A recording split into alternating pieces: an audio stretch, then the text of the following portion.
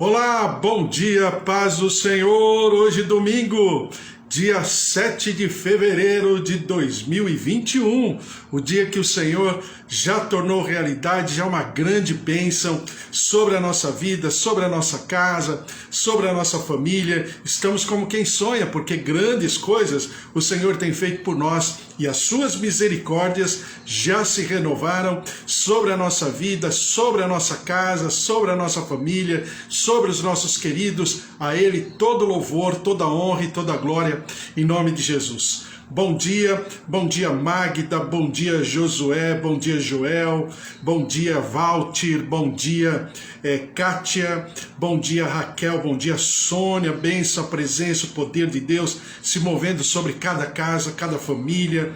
Bom dia, Deus abençoe você, Eva, Carlos, filhas, genros, netinho. Bom dia, Cida, filhos, nora. O Senhor esteja sobre a tua vida, sobre a tua casa, a tua família. O Senhor se manifeste. Bispo Antônio, Suzy, Priscila, Deus abençoe vocês, todos os familiares, em nome de Jesus. João, Roseli, Ângela, a bênção, a presença, o poder de Deus. Márcia, Fábio, seus pais, né? Seu Augusto, Dona Efigênia, Luiz Henrique, familiares, a presença, o poder, o mover de Deus. Amanda, Deus abençoe, o Senhor esteja sobre a tua vida, sobre a tua casa, a tua família, em nome de Jesus. Pastora Júlia, o Senhor abençoe a sua casa, a sua família, seus queridos, em nome de Jesus. O seu trabalho, o Senhor esteja sobre a tua vida, em nome de Jesus. Que a bênção, a presença, o poder de Deus se mova de maneira singular, profunda, sobre cada um de vocês, minhas tias,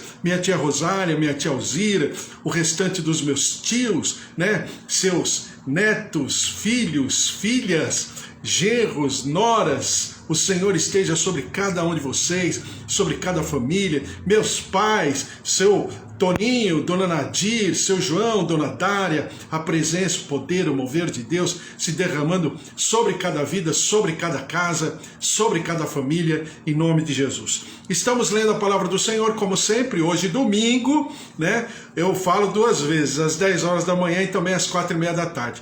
Hoje às 4:30 da tarde, por ser o primeiro domingo do mês, né, nós estaremos tomando a ceia do Senhor às 4:30 da tarde. Se você quiser, esteja comigo aqui de maneira virtual, né? O teu copinho de suco de uva, o teu pedacinho de pão, e a gente vai comemorar. A ceia do Senhor. Minha nora já está trabalhando numa empresa no Canadá, fazendo estágio no financeiro. Olha que bênção, parabéns, Cida. Esse é o nosso Deus é supridor, Ele abre portas excelentes, né? Ele manifesta a sua glória, Ele nos faz viver a boa medida, aquela que é recalcada, sacudida, transbordante, que generosamente, né? O mundo espiritual conspira a nosso favor, e assim está sobre a nora da Cida, junto com o seu filho. Deus abençoe, em nome de Jesus, que seja uma nova etapa, um novo tempo sobre a vida dela, em todos os sentidos, em nome de Jesus. Glória a Deus. Parabéns, Cida. Glória a Deus. A nossa oração sempre alcança guarida no altar do Senhor, em nome de Jesus. Mateus, nós vamos ler Mateus, capítulo 11, versículo 25. Estamos lendo a palavra do Senhor, né? Cada dia um pouquinho, uma pequena porção, e eu estou lendo de maneira linear, né? Cada capítulo de todos os livros, claro.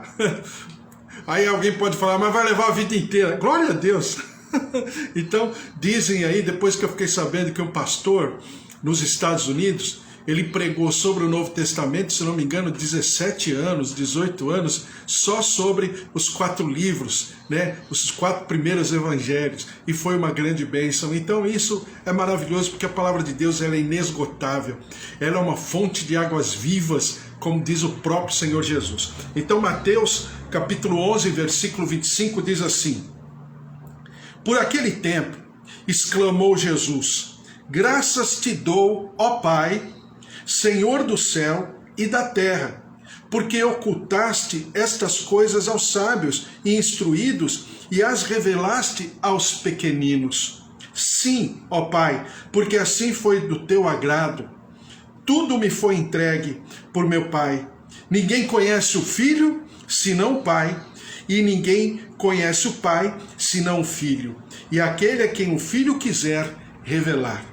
É um dos textos assim mais bonitos e profundos de uma relação perfeita entre o Filho e o Pai, né? E o que significa todo esse ministério, esse mover e o inaugurar, o instaurar do reino dos céus aqui na terra. Então Jesus, como diz lá em 1 Coríntios 15, né, que a gente já leu, Jesus é o segundo Adão, ou o outro Adão, e ele instaura, inaugura, ele manifesta o reino celestial. Enquanto o primeiro Adão, né, ele estabeleceu, vamos dizer assim, vamos, entre aspas, um reino terreno. O segundo Adão, ele instaura, ele inaugura o reino celestial. Então, quando ele fala na oração do Pai Nosso, seja feita a tua vontade, assim na terra, como já está estabelecido no céu, né? Ou seja, que nós estejamos invocando, incorporando a cada dia o ambiente celestial, ainda que estejamos, por hora, né? Ainda que estejamos, nós não somos do reino terreno, mas estamos no reino terreno. Então, ainda que nós por hora estejamos nesse reino falível, né? Temporal, né? Finito, corrupto, mas nós vivemos, respiramos, incorporamos, manifestamos o reino celestial. E aqui Jesus, em poucas palavras, ele fundamenta, ele revisita tudo aquilo que ele já havia ministrado desde Mateus, capítulo 5, até esse momento.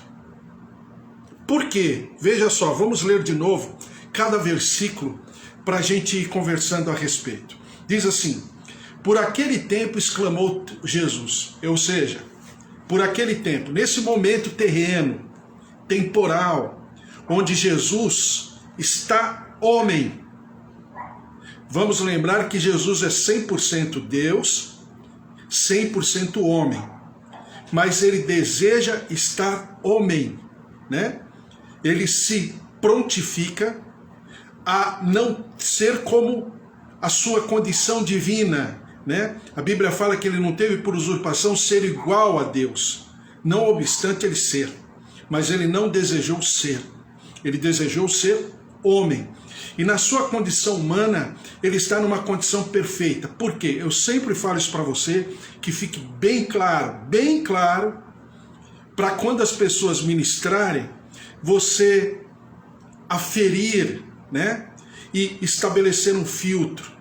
Porque às vezes as pessoas, quando ministram a respeito, elas nos levam a entender e a pensar que Jesus estava na sua condição divina, não obstante ele manifestar, né, o poder, o mover de Deus através do Espírito Santo, ele era tão somente, naquele momento, nesse momento, né, temporal, cronologicamente falando, ele está aqui, nesse tempo, na sua condição humana, ou seja, como diz Hebreus, menor que os anjos. Eu sempre estou falando isso para você e vou falar durante todo o tempo.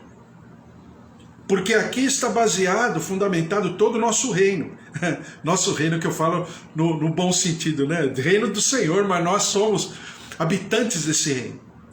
Então, Jesus aqui, na sua condição humana, porém perfeita, porque ele está numa condição antes do pecado de Gênesis 3, ou seja, ele está na condição de Gênesis 1 e 2, que há uma distância eterna entre Gênesis 1, Gênesis 2 e Gênesis 3. Gênesis 3 está aqui. Gênesis 1 e 2 está aqui. Ele está nessa condição. Então, nessa condição perfeita, numa relação perfeita com o Pai, Ele diz o seguinte: por aquele tempo exclamou Jesus: graças te dou, ó Pai, Senhor do céu e da terra. Ou seja, está aferida a completa, a plena, a completude de todo o mover divino. Céu e terra. E eu poderia falar no plural, né? Céus e terra. Por que céus e terra? Porque são as várias camadas, entre aspas, do mundo espiritual, onde o Senhor detém o controle de todas as coisas. E também na terra, porque é o mundo físico. Diz assim: porque ocultastes estas coisas aos sábios, e instruídos, e as revelastes aos pequeninos. Por quê? Porque é exatamente essa condição que nós precisamos conscientemente integrar, né? Manifestar, incorporar, assimilar, absorver. Por que pequenino? Em outras traduções, algumas delas falam aos humildes. Em outras traduções, muito mais próximas do hebraico, fala pobres. Daqui a pouco a gente volta aqui. Sim, ó Pai, porque assim foi do teu agrado. Tudo me foi entregue por meu Pai. Ninguém conhece o Filho, senão o Pai. E ninguém conhece o Pai, senão o Filho. E aquele a quem o Filho o quiser revelar. Então, aqui está, de maneira ponderada, maravilhosa, absoluta, profunda e perfeita e eterna, a relação do Pai e o Filho. Não tem ruído, não tem intempérie, não tem erro, não tem falha, é perfeita. Está conectada na perfeição plena, eterna, a conexão do Filho e do Pai. Está amalgamada pela perfeição agora do Filho, representando a humanidade, diante do Pai, representando a divindade, que é exatamente o trabalho da Trindade. Qual é o trabalho da Trindade? Quando Jesus diz, o meu Pai trabalha e eu também. Qual é o trabalho da Trindade? O trabalho da Trindade é segurar os planetas? Com certeza. O trabalho da Trindade é manter as constelações, todos os, 9 bilhões, né, se não me engano, 9 bilhões de anos-luz de extensão do universo? É sustentar? Com certeza. Mas nesse aspecto, o Senhor criou e o Senhor estabeleceu toda uma condição do próprio universo se manter funcionando, né? Como se fosse um motor, né? Você vai lá, monta o motor, né? Aí é Deus que monta tudo, né? Como um grande, supremo e perfeito mecânico, ele monta, ele cria, depois ele vai lá na ignição, né? Vira a chave e tudo fica funcionando e o motor fica funcionando. Mas o trabalho da Trindade é exatamente trabalhar essa comunhão de um lado divina, do outro lado humana. Essa comunhão sofreu um ruído lá na criação, lá no Jardim do Éden. E precisava alguém bendito, maravilhosamente separado, consagrado a essa missão de conectar, de estabelecer a comunhão, fazer uma ligação, amalgamar, né? O humano com o divino. Desculpe o termo, o profano com o sagrado. Não tem como. Profano e sagrado não se conecta. Profano é profano e sagrado é sagrado. Precisava alguém, representante, humanamente perfeito, para buscar essa conexão, essa comunhão, essa aliança perfeita com o divino. Veio Jesus Cristo e preencheu. Daí 1 Timóteo 2,5 dizer que o Senhor Jesus é o único mediador, Jesus Cristo, homem, entre Deus e os homens. Então ele veio. E agora ele diz que quem tem acesso a essa conexão? Quem são aqueles que, de maneira, vamos chamar, totalmente misericordiosa, têm acesso a essa ligação? Aqui que está escrito, né? Graças te dou, ó Pai, Senhor do céu e da terra, porque ocultastes estas coisas aos sábios e instruídos e as revelastes aos pequeninos. Então, aqueles que estão, ou que têm acesso a essa aliança perfeita são exatamente esses pequeninos, ou, em outras traduções, humildes, ou ainda, em outras traduções, pobres. E eu insisto nessa palavra pobre, por quê? Porque isso vai nos remeter mais uma vez e vai nos levar a revisitar aquilo que que diz em Mateus. Deixa eu marcar aqui para não esquecer. Em Mateus capítulo 5, versículo 1 e 2. Diz assim: vendo Jesus as multidões, subiu ao monte, e, como se assentasse, aproximaram-se os seus discípulos. E ele passou a ensiná-los, dizendo: bem-aventurados os humildes. Lembra quando eu falei na época que eu gostava mais da tradução bem-aventurado os pobres de espírito, porque deles é o reino dos céus. Voltando àquilo que nós conversamos, né? Só para a gente relembrar. Bem-aventurados os humildes, ou seja, bem-aventurados os pobres, ou melhor dizendo, felizes são os pobres de espírito, porque deles é o reino dos céus. Então, aqui está a base de todo o reino, para que nós possamos absorver e desejar viver no reino. Desejar que o reino seja uma realidade perfeita na nossa vida. Como? Bem-aventurados os pobres, ou felizes são, não serão, são, estão hoje, serão sempre, são agora, bem-aventurados ou felizes os pobres. Lembra que a gente conversou? Pobre no grego tem duas palavras que expressam a pobreza no grego. A primeira é aquele pobre que ele tem tudo, mas ele não tem luxo. Mas ele tem acesso a todas as coisas. Então esse é o pobre no grego, né? Na primeira explicação da palavra pobreza ou pobre. Por quê? Porque ele não tem falta de nada, mas ao mesmo tempo ele tem tudo. Ele não tem o luxo. Ele não tem aquela coisa vamos chamar assim, da petulância financeira ou da soberba financeira ou material, não.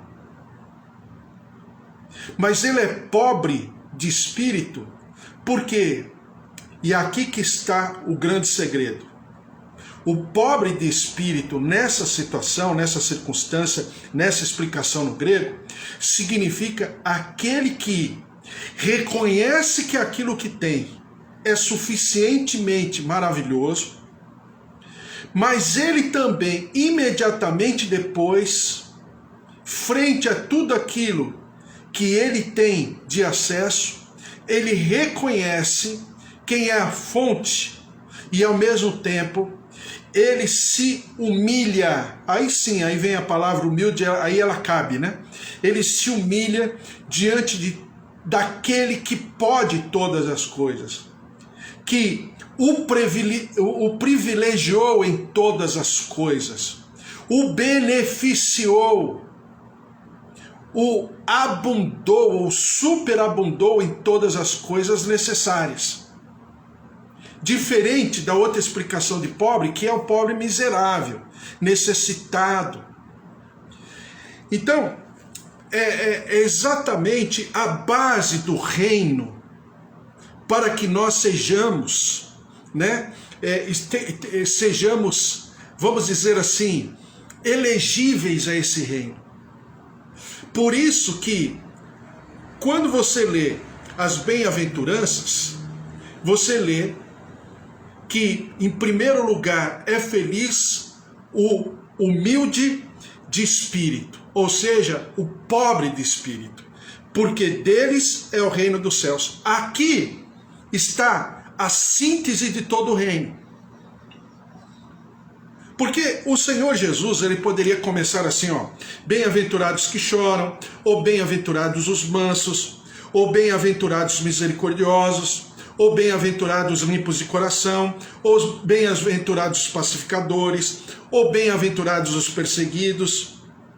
Mas por que ele começa pela humildade, ou, melhor traduzindo, pela pobreza de espírito? Porque o pobre de espírito é exatamente aquele que tem a plena consciência, a perfeita consciência, a equilibrada consciência de que ele não tem nada, se não fosse pela fonte eterna que está sobre ele. Por isso que ele é pobre.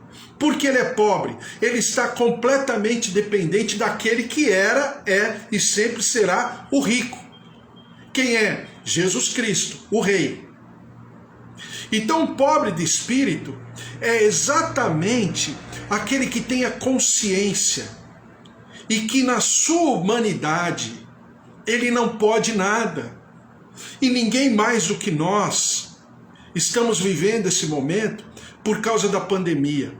E a pandemia, como qualquer coisa na vida do crente, do cristão, do servo de Deus, sempre tem algo a nos ensinar. De maneira saudável, olhando em toda essa tragédia. Por quê? Porque a pandemia, que é um vírus, né, microscópico, um ser vivo aos olhos humanos completamente desprezível, que a humanidade fica pensando, a Terceira Guerra Mundial, porque a bomba atômica, porque quem tem lá acesso àquele botão vermelho que é só apertar e 1/3 do planeta Terra sucumbe, né? Morre, vira pó. E Deus está mostrando, não que a situação venha de Deus, não é isso, mas Ele está nos alertando de que nós somos muito mais frágeis do que a gente imagina. E tá aí as notícias e as tragédias que todos nós estamos convivendo todos os dias com isso aí.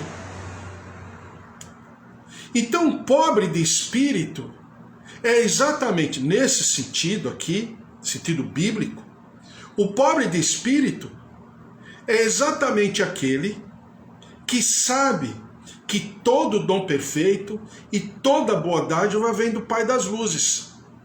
E o pobre de espírito, ele sabe que se ele acordou hoje, domingo, dia 7 de fevereiro de 2021, agora, 10 horas e 29 minutos, ele sabe que esse segundo, esse minuto, está totalmente dependente do Rei dos Reis e Senhor dos Senhores.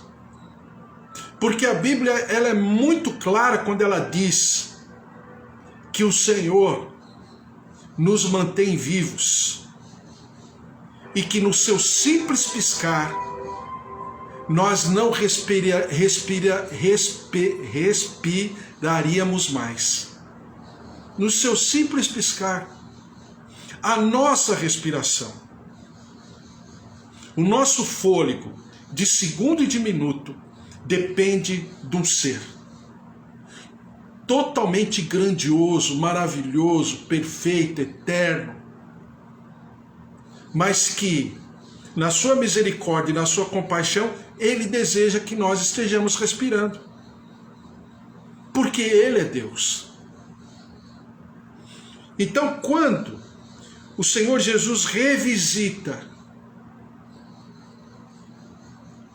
a primeira e mais importante bem-aventurança, porque sobre ela está todas as outras bem-aventuranças, porque sobre ela está toda a constituição, porque é a consciência humilde, o pobre de espírito, é o consciente de que ele depende totalmente do Senhor, porque depois a lógica do reino é essa. A lógica do reino, ela se contrapõe à lógica do mundo, né? Em todo o processo aqui, né? Bem-aventurados que choram, não aos olhos do mundo, o que é? Não, é bem-aventurado aquele que é alegre. Aqui, no reino, bem-aventurado é aquele que não tem. Não, no mundo não, é o contrário. Bem-aventurado é aquele que tem. Então, a lógica de reino, ela se contrapõe, ela é completamente antagônica àquilo que é lógica do mundo. Ou seja, feliz é o que perdoa, né? A gente já conversou. A raiz da palavra perdoar é perder. No mundo, perder é ser bobo, é ser burro. Mas na obra de Deus, no reino dos céus, perder é ganhar. Porque é mais feliz aquele que perde a vida porque ele ganha, do que aquele que deseja ganhar a sua vida e aos olhos do reino ele está perdendo. Está entendendo? O paradoxo constante em relação ao reino dos céus. E mais uma vez, aqui em Mateus capítulo 11, Jesus está revisitando essa lógica. Por isso que a primeira bem-aventurança, ela expressa exatamente todo o reino. Bem-aventurado é o pobre de espírito, porque ele herdará o reino dos céus. E só estão, né, aceitos, né? Pode passar na alfândega, né? Na hora que tem um anjo lá, olhando lá, tem uma tramela lá, tem uma catraca, né? Tem um anjo lá, né, com aquela cara mais sisuda, e aí você passa com passaporte. Aí ele vai lá olhar o passaporte e vai olhar para a tua cara. Se no teu passaporte não estiver escrito que você é pobre de espírito, você não é digno do reino dos céus. Então tudo começa na pobreza, entre aspas, de espírito. Ou, como a nossa tradução deseja, a maioria delas, falar humilde de espírito. Mas na interpretação ipsis literis, na raiz etimológica, né, significa pobre, pobre mesmo. Não pobre, miserável, necessitado. Isso é uma outra história. Mas é o pobre que conscientemente reconhece que nele não tem qualquer qualidade, não tem qualquer condição. Daí eu sempre brincar com você e falar da teologia do semáforo, né? Que quando você está ali com alguém e alguém fala, não, eu não vou dar aquela esmola porque isso e aquilo, como se ele fosse alguma coisa. Não, ele não é ninguém. A única diferença entre aquele que está pedindo a esmola e aquele que está dentro do carro é que pela misericórdia do Senhor, única e exclusivamente, o Senhor lhe deu para que ele pudesse dar a sua, vai entre aspas, a sua esmola, porque não é dele, né? Nada é dele. A sua esmola àquele que está pedindo lá no pedágio, desculpe, no farol. Então, essa é a consciência. E para deixar bem claro, eu vou terminar porque eu acho que é uma das passagens que mais a gente precisa pensar a respeito. Pensar nas nossas maneiras de enxergar o mundo, na nossa cosmovisão de todas as coisas. Porque, vez por outra, e você vê aqui na internet, nas redes sociais, as pessoas são de uma petulância, como se elas fossem melhores.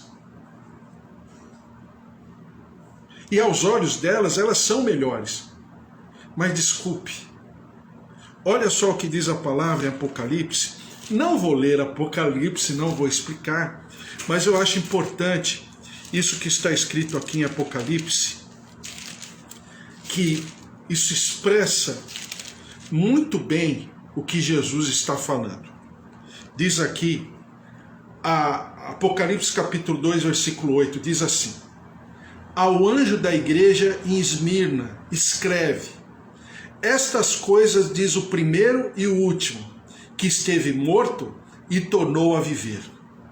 Conheço a tua tribulação, a tua pobreza, mas tu és rico, e a blasfêmia dos que a si mesmos se declaram judeus e não são, sendo antes sinagoga de Satanás. Não temas as coisas que tens que sofrer. Só até aqui. Eu não vou falar sobre o texto em si. Mas veja, porque aos olhos da própria igreja de Esmirna, eles eram pobres, mas aos olhos de Deus, eles eram ricos. Olha a diferença agora de uma outra igreja. Apocalipse capítulo 3, versículo 14. Veja só. Ao anjo da igreja em Laodiceia, escreve: estas coisas diz o Amém, a testemunha fiel e verdadeira, o princípio da criação de Deus. Que bonito, né? Jesus se chama Amém. Que bênção. Conheço as tuas obras, que nem és frio nem quente, quem dera fostes frio ou quente. Assim, porque és morno, e nem és quente nem frio, estou a ponto de vomitar-te da minha boca. Pois dizes: estou rico e abastado, e não preciso de coisa alguma. E nem sabes que tu és infeliz, sim, miserável, pobre, cego e nu. Aconselho-te que de mim compres ouro refinado pelo fogo para te enriqueceres, vestiduras brancas para te vestires, a fim de que não seja manifesta a vergonha da tua nudez, e colírio para os gires os olhos, a fim de que vejas. Esse é o reino. O reino é um paradoxo completo, porque aos nossos olhos humanos, aquilo que Laodiceia se avalia, ou melhor dizendo, se autoavalia, ela está bem. Ela tem condição financeira, não lhe falta nada, né? Faz a obra do Senhor, entre aspas. Mas aos olhos de Deus ela é pobre, cega, nu e miserável, e não é digna do reino dos céus. Enquanto Esmirna, aliás, é uma das igrejas, né, que Deus não repreende. Você pode perceber que Esmirna não passa pela repreensão de Jesus. Jesus falando: conheço as tuas obras, tal, não. Ele não fala isso para Esmirna. Ele fala o seguinte: que vocês acham que vocês são pobres, mas vocês são ricos. Exatamente o princípio da sabedoria. É saber que nós não temos nada e não somos nada, a não ser que somos totalmente dependentes de Deus. E o pobre de espírito, ele tem essa consciência tão forte, tão profunda na sua vida, de que ele é digno do reino dos céus. Por quê? Porque é a base perfeita. Reconhecendo a sua miserabilidade, reconhecendo a sua nudez, enxergando e entendendo todas as coisas, e saber que o Senhor, Ele é o único digno. E outra coisa, o mundo não lhe deve nada, porque nós vivemos uma geração em que achamos que o mundo tem dívida conosco. E eu vejo alguns profissionais na área da saúde, né, alguns magistrados na área aí da justiça, né, dos tribunais, dos fóruns, na maneira de verbalizar, de falar, profissionais de saúde, principalmente na área médica. Desculpe, não são todos os médicos, estou falando de alguns, que porque estão numa posição, eles se acham, e pior, o mundo sempre está em dívida com eles. Que o simples estar naquele lugar, quando eles querem estar, é porque eles são misericordiosos para com os outros réis mortais. E isso é um princípio de petulância tão grande, que diz a palavra de Deus, isso pode não acabar bem para a vida deles. Mas felizes são os pobres de espírito, porque dos tais é o reino dos céus. Voltando agora, eu já fechei a Bíblia, eu vou voltar aqui. Voltando em Mateus, capítulo 11. Porque aquele tempo, exclamou Jesus, graças te dou, ó Pai, Senhor do céu e da terra, porque ocultastes estas coisas aos sábios, e instruídos, e as revelaste aos pobres. Agora você vai entender porque aqui na minha tradução eu estou colocando pobreza, pobre ao invés de pequenino. Sim, ó Pai, porque assim foi do teu agrado. Tudo me foi entregue por meu Pai. Ninguém conhece o Filho, senão o Pai, e ninguém conhece o Pai, senão o Filho, e aquele a quem o Filho o quiser revelar. Nós somos, nesse sentido, pobres de espírito, porque o Senhor Jesus desejou revelar-se, e na sua grandeza e misericórdia e compaixão, ele abriu o seu sentimento, o seu amor, para que nós pudéssemos ter acesso. Essa é a maior riqueza. O resto, tudo é resto.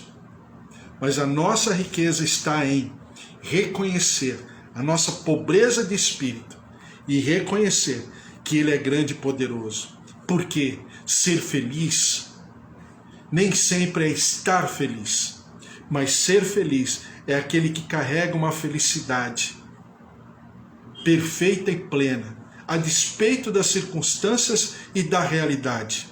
Por quê? Porque ele tem o maior tesouro, que é a comunhão com o Filho, com o Pai, com o Espírito Santo, sabedor que ele é dependente da Trindade na sua plenitude, porque ele não é nada se não fosse por obra plena, perfeita e voluntária da Trindade em relação a ele. Essa é a maior riqueza que um homem mortal pode ter. E essa riqueza está à nossa disposição, a nossa vida, a nossa casa e a nossa família, em nome de Jesus. Glória a Deus. E Deus maravilhoso. Cada palavra, cada passagem é tão especial, tem tanto para falar, e nós vamos orar pela nossa casa e pela nossa família, em nome de Jesus. Amém? Glória a Deus. Senhor, nosso Deus, nosso Pai, eu te louvo e te agradeço por cada família que está aqui, na pessoa da Eva, o Carlos, suas filhas, genros, também aproveitando, orando pela Fernanda, Senhor, pela cirurgia no dia 9 de fevereiro, nós temos orado por ela dia e noite. Capacita, ó Deus, essa moça, essa menina, seus pais, sua casa, sua família. Nós entregamos a Fernanda no teu altar, nós apresentamos e colocamos ela nas tuas mãos, em nome de Jesus. Também, ó Senhor, a dona Ruth, também, ó Deus, a família do Márcio, do Marcel, da Mariana e todos os outros. Tua glória, tua graça se derramando sobre os nossos queridos, nossos avós, nossos idosos, nossos pais, o marido, a esposa, filhos, netos, sobrinhos. Derrama-te, ó Deus, faz com que nós vivamos a consciência perfeita. E qual a consciência perfeita? Que nós somos humildemente dependentes plenos do Senhor, do nosso respirar, do nosso falar, do nosso acordar, do nosso levantar, do nosso deitar, tudo é devido ao Senhor, porque para onde iremos se só o Senhor tem palavra de vida eterna? Derrama-te sobre nós, Cuida, ó Deus, do nosso corpo, artérias, veias, tendões, nervos, coração, fígado, rins, pulmões, vias respiratórias, vias aéreas, olhos, ouvidos. Toca, cura, visita, restaura, tireoide. Senhor, traz da tua cura, da tua saúde, da tua ressurreição. Derrama-te, ó Deus, derrama-te com teu poder. Move-te dos céus sobre cada vida, cada servo teu, cada serva tua, cada família, cada lar. Em nome de Jesus, toca, visita, cura, renova, restaura, ressuscita, e nós daremos ao Senhor sempre todo louvor, toda honra e toda glória. Senhor, derrama-te sobre o nosso Brasil, sobre o nosso país. Deus de maravilhas, essa tragédia, ó Deus, que sempre foi anunciada, não por causa da pandemia, mas por causa da nossa falta de estrutura, por causa do perfil do nosso gestor público, principalmente prefeitos, governadores, ó Deus de maravilhas, que são pessoas venais, que são pessoas corruptas, sujeitas a todo tipo de suborno, não apenas financeiro, mas de status, de projetos temporais, malignos. Senhor, em nome de Jesus, tem misericórdia, liberta o nosso povo, liberta, Senhor, o nosso país, derrama-te com a tua graça, com o teu mover, com a tua presença. Toca, visita, ó Deus, esses leitos, esses hospitais, Espírito Santo de maravilhas, de misericórdia, de compaixão. Derrama-te curando, visitando, renovando, ressuscitando, restituindo, reconstruindo a saúde, a vida abundante. E nós daremos ao Senhor toda a honra e toda a glória. Perdoa-nos como país, como nação brasileira, da nossa iniquidade, do nosso pecado. Ó Deus, em nome de Jesus, da injustiça, derrama-te, liberta a nossa terra, liberta a nossa nação, sara a nossa terra, e nós daremos sempre ao Senhor todo louvor, toda honra e toda glória em nome de Jesus. E que nós vivamos um domingo maravilhoso, um domingo especial, um almoço, um jantar, um momento com a família, que a tua graça, a tua glória esteja sobre cada um de nós, em nome de Jesus, e que o amor de Deus Pai, a vida vitoriosa em Jesus Cristo e as consolações do Espírito Santo da promessa estejam sobre a tua vida, sobre a tua casa, a tua família, e que ninguém possa te resistir, porque você carrega o amor perfeito, o amor do Deus vivo, e ninguém pode separar desse amor em Jesus Cristo, nem o passado, nem o futuro, nem o presente, nem a morte, nem a vida, nem anjos, nem demônios, mas que esse amor é perfeito e maravilhoso, e ele está abundantemente transbordando de sobre a tua vida, a tua casa, a tua família, em nome de Jesus, porque se Deus é por nós, quem será contra nós? Se o Senhor é o nosso pastor, de nada nós teremos falta. Amém? Glória a Deus, até mais tarde com ceia do Senhor, né? Às 4:30 da tarde, a gente vai tomar a Santa Ceia do Senhor, será uma grande bênção, até lá, 4:30. Um beijo para você, domingão maravilhoso, hein? Fique na paz, tchau, tchau.